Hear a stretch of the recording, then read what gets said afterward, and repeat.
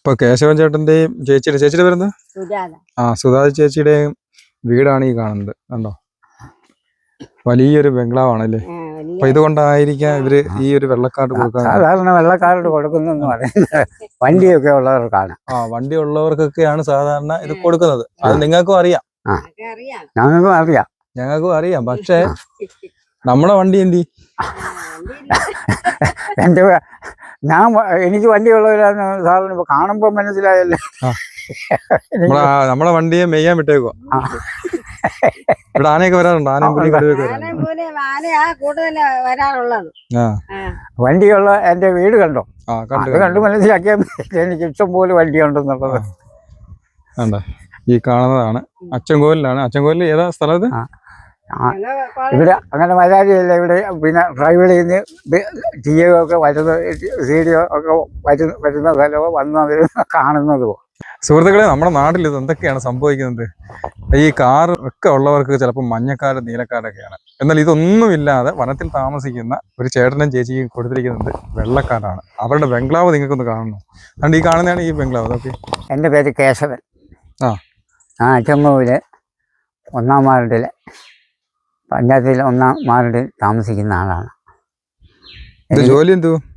എനിക്ക് ജോലി കൂലിപ്പണിയാണ്. മലഞ്ചരക്കടുപ്പാണ് സ്ഥിരം ജോലി. കാട്ടിൽ കയറി മലഞ്ചരക്കെടുത്ത് അങ്ങനെ ജീവിക്കുകയാണ്.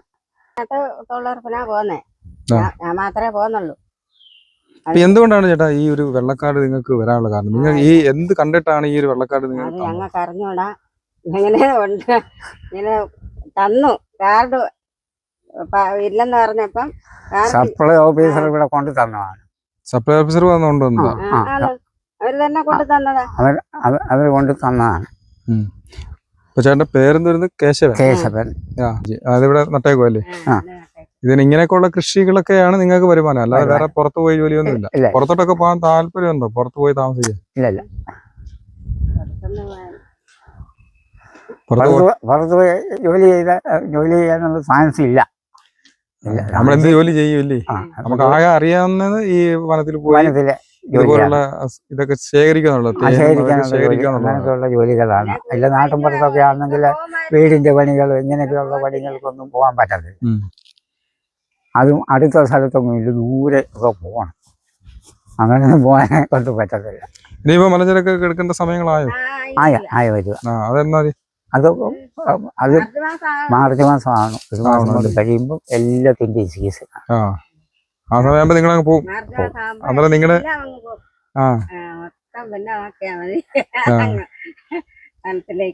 അത് കഴിഞ്ഞിട്ട് എത്ര മാസം ആകുമ്പോഴത്തേനും വരുമായിരിക്കും? തിരിച്ചു വരത്തുള്ളൂ. എല്ലാ ദിവസവും ഈ ഉൾവനത്തിൽ മഴയൊന്നും ഇല്ലേ? മെയ് മാസം ഒരു 15 ആകുമ്പോഴത്തേനൊക്കെ ഇറങ്ങി വരും. പിന്നീട് വണ്ടിയും വെള്ളവും ഒന്നും അങ്ങോട്ട് വരത്തില്ല. ആറ്റിൽ വെള്ളം, ആറ്റിലെ വെള്ളം. സാധനമൊക്കെ വാങ്ങിക്കാടെ അഞ്ചക്കോല് പോകും. അമ്പലത്തിന്റെ വീട്. അത് ഇപ്പോഴും ഇവിടുന്ന് വാങ്ങിക്കാനോടെ പോകുന്നത്. അന്നിരുന്ന പഞ്ചായത്ത് മെമ്പറും എല്ലാം കൂടെ തന്നതാണ്. അന്നൊരു കമ്മിറ്റിയൊക്കെ ഉണ്ടായിരുന്നു അച്ചൻകോവിൽ സ്കൂളിൽ വെച്ച്. അവിടെ വെച്ച് തന്നതാണ്. ഇതിനെപ്പറ്റി പരാതിപ്പെട്ടില്ലേ? സപ്ലൈ ഓഫീസറെ കൊണ്ട് ചെന്ന് കാണിച്ചതാ. അപ്പൊ അവരും പറഞ്ഞിട്ടുള്ളത് ഇത് പെട്ടെന്ന് ശരിയാക്കി കൊടുക്കാനാ. പിന്നെ ഞങ്ങൾ ഇവിടെ വന്നിട്ട് ഇപ്പൊ അപേക്ഷ കൊടുത്തിട്ടുണ്ട്. പിന്നെ ഇപ്പൊ കിട്ടുന്നൊന്നും പറയാൻ പറ്റത്തില്ല. ഈ കാർഡ് കിട്ടിയതെന്നാ? അപ്പോൾ ഈ കാർഡിൽ കിട്ടുന്ന ഞങ്ങൾക്ക് 2 കിലോ അരിയാണ്. അതിന് 55 പൈസയും കൊടുക്കണം. 55 രൂപ കൊടുക്കണം. പിന്നെ ബാക്കി എല്ലാ കാര്യങ്ങളൊക്കെ കിട്ടുന്നുണ്ടോ? ബാക്കി റേഷൻ കടയിൽ സൗജന്യം ഇല്ല. അരി മാത്രമേ ഉള്ളൂ. ഇപ്പൊ ഇവിടെ എത്ര വീടുകളുണ്ട് ഈ ഒരു ഏരിയയിൽ താമസിക്കാൻ? ഒത്തിരി വീടുണ്ട്. ഇത് പഴയ കുടുംബം എന്ന് പറയുന്നത് 45 കുടുംബമാണ്. പിന്നെ അതിൽ നിന്നും എവിടുന്നാ നിങ്ങൾ ഇങ്ങോട്ട് വന്നത്? ഈ വനത്തിൽ തന്നെ ജനിച്ചവരാണ് ഭൂരിപക്ഷവും. ഇവിടെ തന്നെ ജനിച്ച് ഇവിടെ തന്നെ വളർന്നു അങ്ങനെ താമസിക്കുന്നവരാ. കൊടുംവനത്തിൽ താമസിക്കുന്ന മനുഷ്യരാണ് ഞങ്ങൾ. മക്കള് 4 പേരുണ്ട്. അവരൊക്കെ ഓരോ സ്ഥലത്താ. കൊച്ചുമക്കള് 2 ഇവിടെ കാണും. അപ്പോൾ ഇതാണ് ഈ സുജാത ചേച്ചിയുടെയും ഈ കേശവ ചേട്ടന്റെയും ബംഗ്ലാവ്. ഇവർക്ക് തന്നെ അറിയാം ഈ വെള്ള കാർഡ് കിട്ടുന്നത് ഒന്നുകിൽ ഗവൺമെന്റ് ജോലിക്കാർ, അല്ലെന്നുണ്ടെങ്കിൽ കാറ് അതുപോലുള്ള വാഹനങ്ങളൊക്കെ ഉള്ളവർക്കാണ്.